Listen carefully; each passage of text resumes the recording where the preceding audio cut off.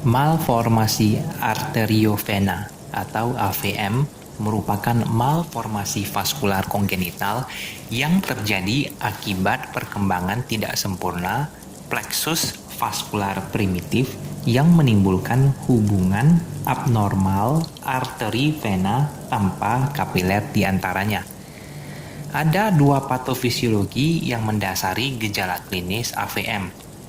Pertama, AVM terjadi akibat perdarahan intrakranial karena pecahnya malformasi atau aneurisma. Kedua, akibat iskemia karena diversi darah dari anomali Shunt arteriovena tersebut atau karena stagnasi vena. Lokasi AVM tersering adalah pada area supratentorial, terutama pada area arteri cerebri media. Perdarahan paling sering terjadi di daerah intracerebral atau subarachnoid. Oleh sebab itu, pada keadaan akut, gambaran yang dicari dari CT scan non-kontras adalah kedua jenis perdarahan tersebut. CT scan non-kontras juga berguna dalam mendeteksi hidrosefalus yang dapat menyertai AVM. Gejala inisial AVM diantaranya adalah perdarahan 30 hingga 60%, kejang berulang 20 hingga 40%, sakit kepala 5 hingga 25%, dan keluhan lainnya yang tidak spesifik, termasuk defisit neurologis vokal 10 hingga 15%. AVM yang berukuran kecil cenderung lebih sering mengalami pendarahan. Sekali mengalami perdarahan, resiko untuk mengalami perdarahan berikutnya akan semakin besar.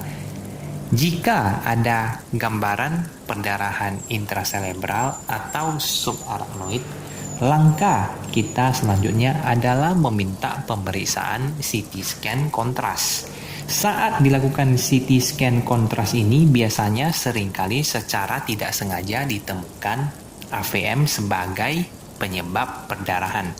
Namun, bagaimana jika dari hasil CT scan non-kontras awal tidak tampak perdarahan?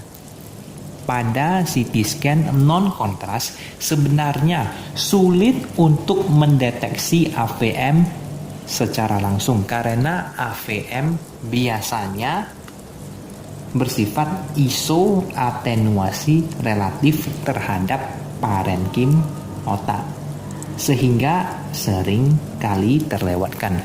Meskipun demikian, ada tanda tidak langsung yang cukup membantu dalam mengarahkan diagnosis AVM.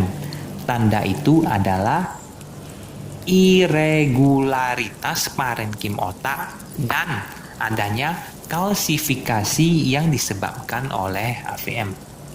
CT scan non-kontras dapat memperlihatkan fokus-fokus kecil kalsifikasi pada hampir 30% pasien.